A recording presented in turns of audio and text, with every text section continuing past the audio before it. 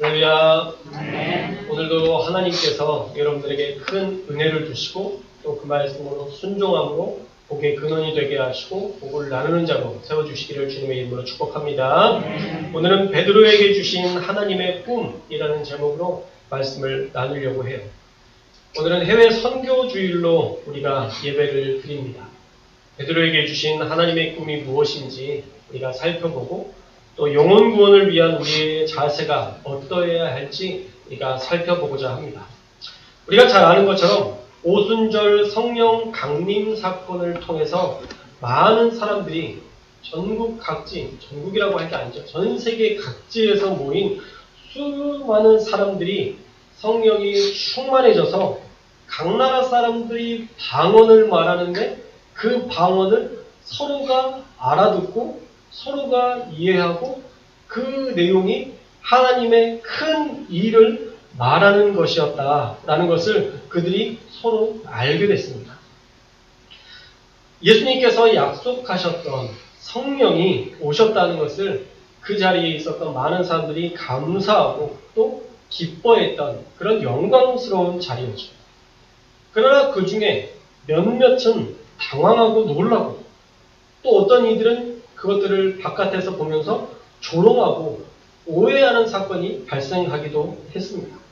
그때에 그 성령 강림 사건을 어떻게 봐야 되는지 하나님의 관점으로 이해하도록 베드로가 설교하는 내용이 오늘 본문의 내용입니다. 우리가 읽은 말씀 전에 우리 13절 말씀을 보면요. 13절 말씀에 이렇게 나와 있죠. 또 어떤 이들은 조롱하여 이르되 그들이 새 술에 취하였다 하더라 라고 얘기하고 있습니다. 믿는 사람들이 모여서 기도하고 나왔는데 많은 사람들이 여전히 방언을 하는 것을 보고 그것을 비난하기 좋아했던 사람들이 아유 저 사람들 취했네 라고 조롱했다는 거예요. 그리스도인들 모여서 기도한다고 모이더니 지금 말도 제대로 못하고 아이고 술 마셔서 저래 저거 새 술에 취했구만 이렇게 성령의 역사를 처음 접한 사람들이 그렇게 그들을 조롱하고 있는 상황이었다라는 겁니다. 이럴 때 설교자의 의무는 그 상황을 말씀으로 설명해 주는 것입니다. 자기가 느낀 대로 해석해서는 안 되고요. 말씀의 상황에 맞는 근거를 통해서 하나님의 뜻을 알려주어야 되죠. 저도 그게 제 사명이다라고 생각합니다. 14절 말씀에 보면 성령 충만을 오해한 몇몇 사람들에게 이것이 성령의 일임을 알려주기 위해 베드로는 11 사도들과 함께 서서 내가 하나님의 뜻을 전할 것이니 내 말에 귀를 기울이라 라고 사람들을 집중시킵니다. 그리고 이 사람들은 취한 것이 아니다 라고 15절 말씀에 이야기하죠. 그 근거로 때가 제3시다 라고 말씀합니다. 이스라엘의 3시는 우리나라의 6을 더한 시간으로 보면 우리나라 시간이 돼요. 그래서 거기에 3시면 우리나라 시간으로는 9시, 정오 9시. 정오 9시여서 술 취한 게 아니다 라고 지금 반박하는 건데 이게 좀 이해가 안 되죠? 9시인데 왜 술 취한 게 아니냐? 9시인데 왜 술 취한 게 아니냐? 이스라엘은 문화적으로 낮술을 안 해서 그런 걸까? 그게 아니라 절기 때에는 10시까지 금식을 했기 때문에 9시에 그들이 모여서 술 취했다는 것은 금식하는 시간이었기 때문에 불가능한 일이었다라는 것을 논리적으로 설득하고 있는 거예요. 금식했기 때문에 술 취할 수가 없다라는 것을 첫 번째 근거로 이야기하는 것이죠. 그리고 둘째로 이 성령 충만의 사건은 선지자 요엘의 말씀을 근거로 예언이 성취된 사건이다 라는 것을 이야기하고 있습니다. 이 유대인들은 수천 년간 말씀으로 인도받은 말씀의 근거를 대단히 중요하게 생각했던 사람들이었어요. 그래서 구약에 예언된 말씀이 이제 성취되었다라는 선포는 유대인들에게도 부정할 수 없는 진리임을 알려주는 것이었죠. 그래서 성경 말씀에 대한 해석은요, 정말 신중하게 잘 해야 됩니다. 이 성령 충만의 사건이 잘 보세요. 어떤 관점으로 보느냐에 따라 자기가 어떻게 느끼느냐에 따라 한편에서는 하나님의 성령의 역사가 되기도 했지만 한편으로는 뭐예요? 술 취한 자들이 모여서 이상한 짓을 하고 있는 것으로 오해가 되기도 했다는 거죠. 말씀 해석을 그래서 우리가 잘 분별해서 들어야 됩니다. 이상한 목사님들의 유튜브 내용 듣고 현혹되지 말고 검증된 그리고 정통 교단의 목사님들의 말씀을 우리가 들을 수 있었으면 좋겠습니다.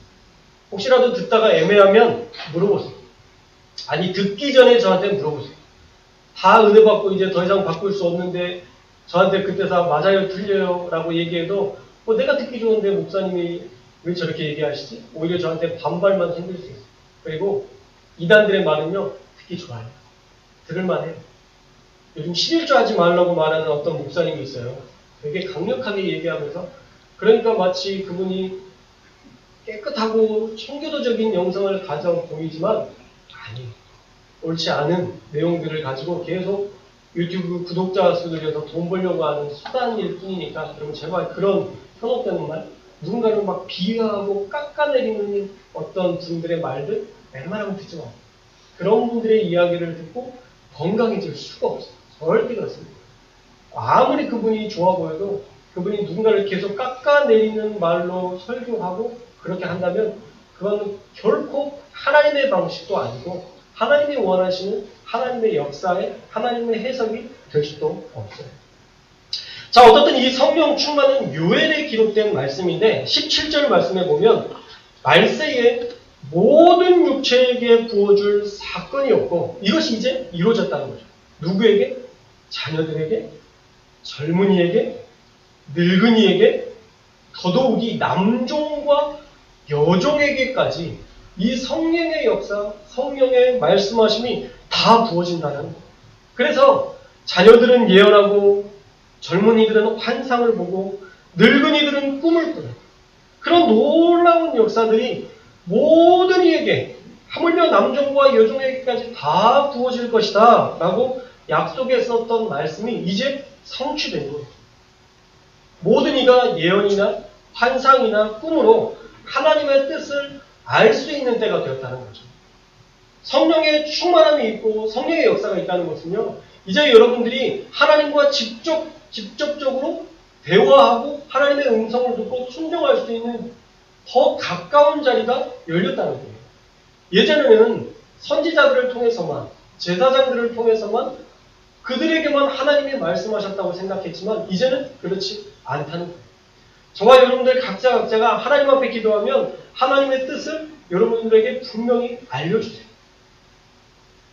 이 사실을 저와 여러분이 믿으시기 바랍니다. 나는 하나님의 뜻을 몰라. 하나님의 뜻을 도저히 분별하지 못할 것 같아. 아니, 그거는 우리가 먼저 담을 쌓고 있는 거예요. 2000년 전에 이미 젊은이나 늙은이나 어린이나 남종과 여종 그 부와 빈부의 격차 다 차별 없이 모든 이들에게 성령을 주셔서 하나님의 뜻을 알려주시겠다라고 약속하셨고 실제로 성령이 이 땅 가운데 오셨기 때문에 저와 여러분이 하나님 앞에 기도하면 하나님의 뜻을 분별하게 되는 귀한 역사들이 이제도 일어날 줄 믿습니다. 정말 파격적인 은혜를 주시겠다고 약속하셨고 그 역사가 지금 사도행전 2장에서 실제로 나타나고 있는 거예요. 남녀노소 빈부귀천을 막론하고 모든 자에게 그에게 맞는 성령의 충만함을 얻게 될 것이라는 말은 그 당시의 상황으로 보면 사실 엄청난 파격적인 은혜예요. 어떻게 노예 따위에게 하나님의 영이 임하셔? 말도 안 되지. 많은 사람들이 그렇게 생각했을 것입니다. 우리가 당장 조선시대로만 돌아가서 봐도 조선시대의 노예는 사실 주인이 마음대로 그 생명까지 할 수 있는 그런 빈부의 차이가 격차가 엄청난 상황이었던 겁니다. 그런데 그 노예들에게도 하나님의 영이 임하신다는 것은 가히 상상도 못할 파격적인 은혜였습니다. 그런데 정말 놀랍게도 성령님은 각양각색으로 자녀, 젊은이, 늙은이 할 것 없이 모두에게 다양한 방식으로 찾아가 주시고 만나 주시고 역사하셨습니다. 지금도 그렇습니다. 성령과 동행하는 사람은 언제나 다양한 방식으로 하나님의 인도하심을 받아요. 제가 교회 생활을 해보니까 완벽주의적인 성향을 가진 사람은 하나님이 또 그에 맞게 역사합니다. 그에 맞게 말씀해 주세요. 부드러운 성품의 사람은 또 그 성품대로 하나님이 일하세요. 또 일하기 좋아하는 사람들은 그 적성대로 일하게 하시고 성령님은 함께 하시면서 그들을 다 각자에 맞게 인도하시더라고요. 저는 저에게 맞게 하나님이 말씀하셔서 깨닫게 해주시고 또 여러분들은 여러분에 맞게 하나님이 깨닫게 하셔서 지금까지 여러분의 마음을 계속 돌이키면서 굳은 마음들을 제거하고 부드러운 마음으로 바꿔가면서 여러분들이 그렇게 신앙생활 하셨는 줄 믿습니다. 그래서 교회가 공존할 수 있는 거예요. 각자 믿는 방식으로 살아가서가 아니라 성령이 우리 안에서 서로에게 맞는 방식으로 인도하심을 받게 하셔서 맞춰가십니다. 누가 맞다 틀리다의 문제가 아니라 사도신경에서 우리가 고백하는 것처럼 성도가 서로 교통하는, 세 번역으로는 성도의 교제, 영적 교제를 말하는 것인데 그 서로 소통하고 교통하는 그 일에 성령님께서 중재자가 되어주셔서 그 역할을 해주셨기 때문에 다른 사람, 다른 성품, 다른 상황으로 모인 이 많은 사람들이 그 다름을 인정하고 용납하고 그렇게 살아갈 수 있었던 것입니다. 정말 하나님은 그 누구도 차별하지 않으시고 모든 일들에게 내 영을 부어주실 것이라 약속하셨고 또 그 사건이 실제로 일어났으며 그 은혜는 저와 지금 여러분에게도 동일하게 역사하시는 줄 믿습니다. 우리 하나님은 차별 없이 여전히 우리와 함께 하시는 분인 줄 믿으시기 바랍니다. 그래서 우리 그리스도인들은요, 적어도 어떤 어려움이 있고 어떤 상황적인 괴로움이 있어도 하나님은 여전히 내게 말씀하고 계시고 나를 가장 좋은 곳으로 인도하실 분이라는 사실을 특히 성령이 우리와 늘 함께 하시며 가장 좋은 길로 인도하신다는 그 믿음 가지고 살아야 될 줄 믿습니다. 우리 앞에 죽음이 닥쳐 있다 할지라도 우리는 천국이 있음에 감사할 수 있습니다. 우리가 질병으로 매일 고통을 당해도 하나님이 때를 따라 돕는 손길로 우리를 인도해 주실 것이라는 그 믿음을 가지고 살 수 있어야 됩니다. 관계에 문제가 생겨도 하나님께서 나와 너와 나 사이에 우리 둘 사이에 중재자로 함께 하셔서 하나님의 마음으로 화평케 하실 분이라는 것을 믿고 우리는 포기하지 말아요. 담대하게 기도할 줄 아는 성도가 되어야 할 줄 믿습니다. 그래서 기본적으로 하나님을 믿는 우리 그리스도인들은 반드시 성령의 역사로 하나님의 가장 좋은 길, 가장 선한 길로 인도함을 받는다라는 그 궁극적 믿음을 가지고 살아야 돼요. 할렐루야. 사랑하는 여러분, 성령님이 저와 여러분들 가운데 함께 계십니다. 그것은 어떤 때에도 달라지지 않아요. 성령이 우리와 함께 하시는 것은 어떠한 때도 변하지 않습니다. 오늘 말씀해 보면 요엘서에서 말세라고 말하고 있죠. 말세. 그리고 19절 말씀에 보면 말세의 징조들도 나옵니다. 우리 19절에서 20절 말씀을 함께 읽겠습니다. 19절에서 20절 시작. 또 내가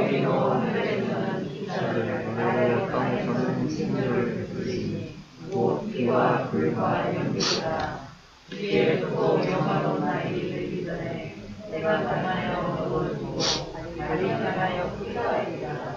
아멘. 자, 이 말씀에는요, 어떤 특정한 장소가 국한되지 않고 하늘과 땅에서 기사와 징조, 피, 불, 연기로 해가 어두워지고 달이 피로 물드는 그런 하늘의 현상이 자연적인 징조가 나타날 것이라고 경고하고 있습니다.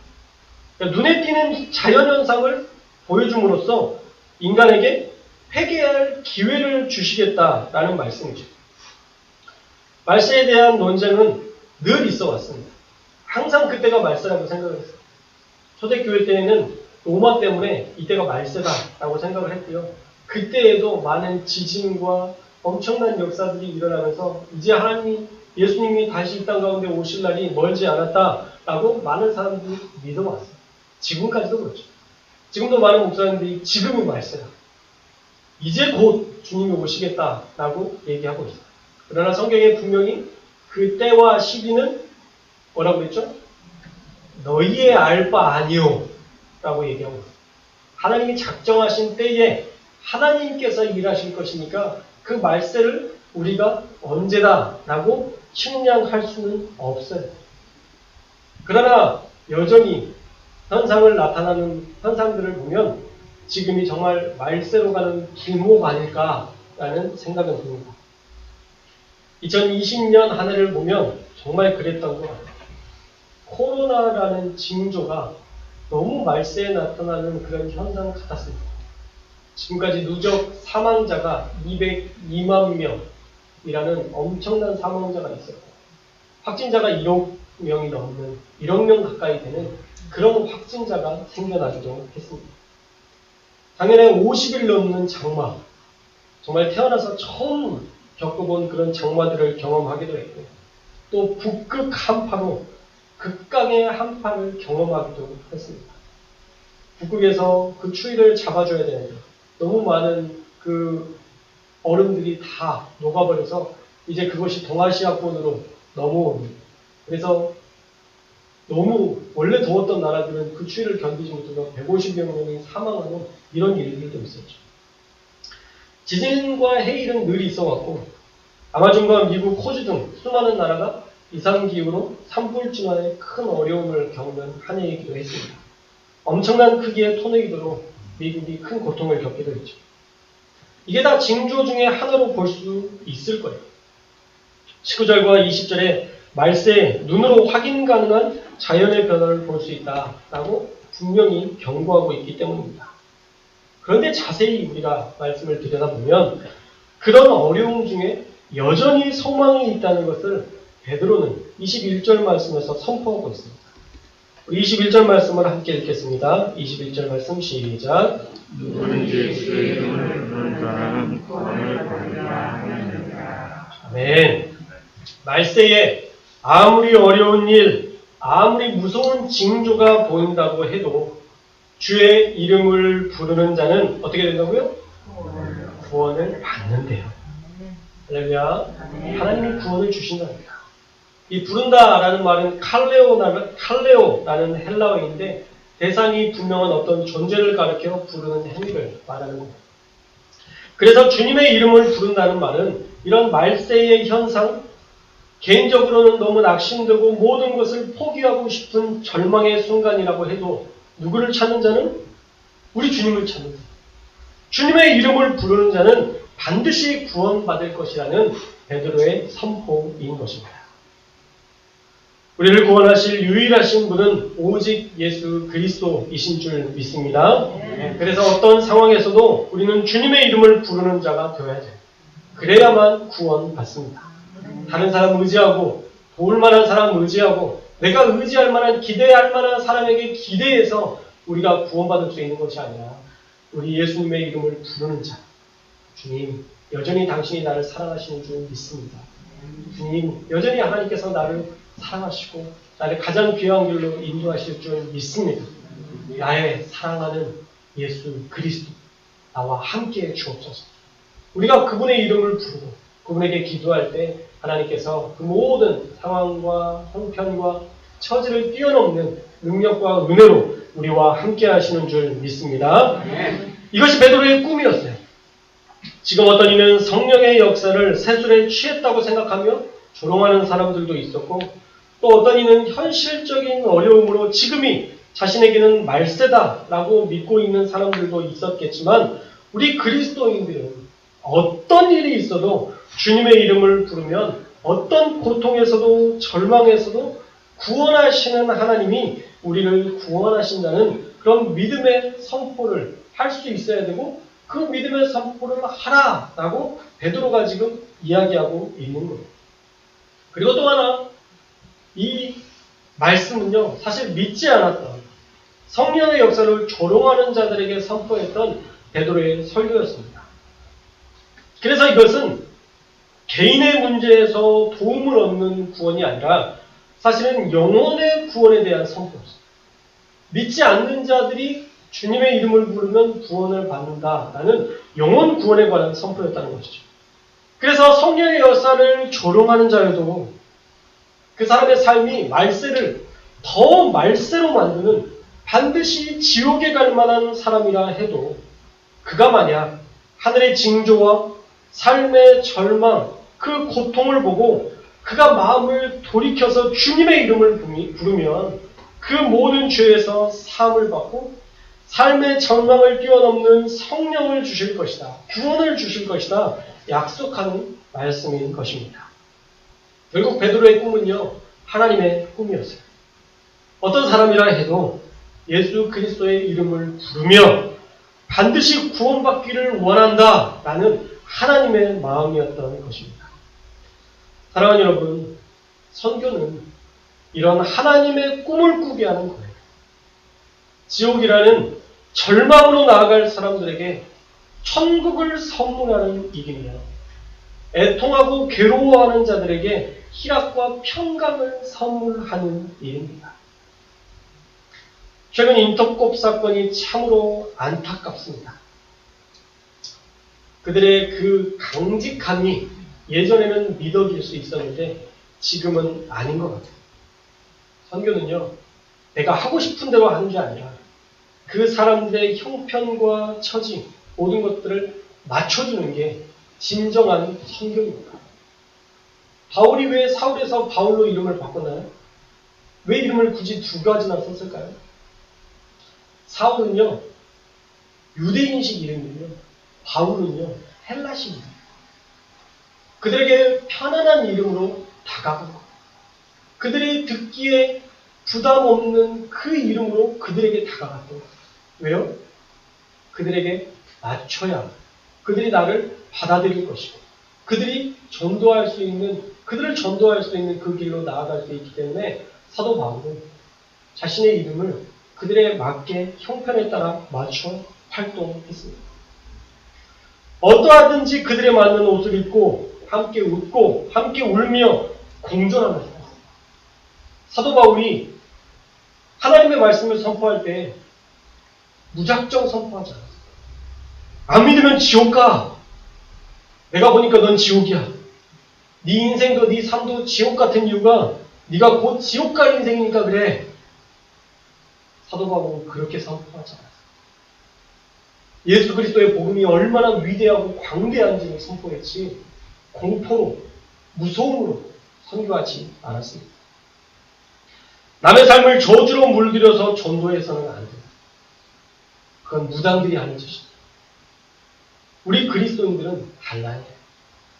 그들이 우리가 믿는 하나님이 매력적으로 보여서 그들이 오게 만들어야지 그 외에 다른 방식으로 선교하는 것은 결코 옳지 않습니다. 더더욱이 백신을 맞으면 빌 게이츠의 지배를 받는다는 허무맹랑한 성경적이지도 않은 하물며 이단들보다 더 수준 낮은 가르침을 배우거나 가르쳐서는 안 되는 것이죠. 선교는 전혀 소망이 없는 자들에게 꿈꾸게 하는 귀한 도구입니다. 나도 하나님을 믿으면 다시 살 수 있다는 소망의 도구가 되어야 되는 것입니다. 선교는 주님의 이름을 부르면 어떤 순간에도 구원하시는 하나님이 내 곁에 있음을 알게 하는 귀한 도구, 귀한 선포인 것입니다. 그래서 선교는 영원히 멈춰서는 안 됩니다. 먼저는 우리 집 앞부터 여러분의 집 앞에 구원이 임하기를 주님의 이름으로 축원합니다. 아유, 저 사람은 정말 구원받아도 참 좋은 사람인데 여러분들이 아무리 마음속으로 생각해도 그 사람은 예수 그리스도가 어떤 분인지 몰라요. 우리가 찾아가서 그분에게 예수 그리스도를 알려줘야 돼요. 우리가 예수를 믿은 다음에 어떤 역사들이 있었는지, 내 삶에 어떤 변화가 있었는지, 하나님이 나에게 때를 따라 어떤 은혜를 공급하시는지 그들에게 알려주어야 그들도 예수 그리스도를 믿고자 하는 마음이 생기지. 우리가 마음속으로만 아이고 믿어야 되는데 절대 그 말로는 그들이 구원받을 수 없다는 것. 우리가 꼭 기억해서 우리 집 앞부터 복음을 전할 수 있는 저와 여러분들이 되시기를 주님의 이름으로 축원합니다. 또 우리 곁에 있는 절망하고 있는 사람들에게 손을 뻗는 것, 이것이 바로 선교입니다. 그들에게 손을 뻗어주어서 그들에게 아낌없이 내 모든 것들을 나눠주고 위로해주고 격려해줌으로 하나님의 사랑을 전하는 것, 그것이 선교인 거예요. 너무 멀리 있는 선교만 생각하지 마십시오.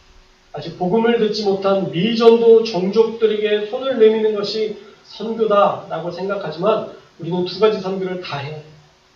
우리 집 앞에서부터 선교를 해야 되고, 멀게는 미전도 종족, 아직 복음이라는 예수 그리스도라는 이름조차 들어보지 못한 그들에게 복음을 전하는 일들이 여전히 동일하게 일어나야 될 줄로 믿습니다.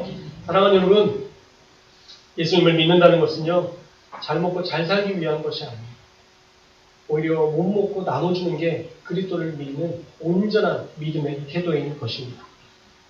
우리가 잘 먹고 잘 사는 것이 하나님께서 우리에게 주신 궁극적인 은혜가 아니라 내가 받은 은혜를, 내가 누리고 있는 이 평강을 다른 이들에게 알게 하는 거예요. 그리고 우리가 아무리 절망 가운데 있다 할지라도 하나님과 함께하면 소망이 될 수 있다는 것을 알려주는 거예요. 이것이 진정한 선교인 줄 믿습니다. 바라기는 우리 모든 성도님들 해외 선교주의를 맞이해서 우리의 마음을 다시 한번 돌이키고 세상 끝날까지 영혼 구원에 힘쓰는 귀한 전도자들이 되셔서 모든 이가 하나님의 꿈으로 살아갈 수 있도록 돕는 귀한 전하는 선교사, 또 보내는 선교사로 그 사명 잘 감당할 수 있기를 주님의 이름으로 축원합니다. 기도하겠습니다.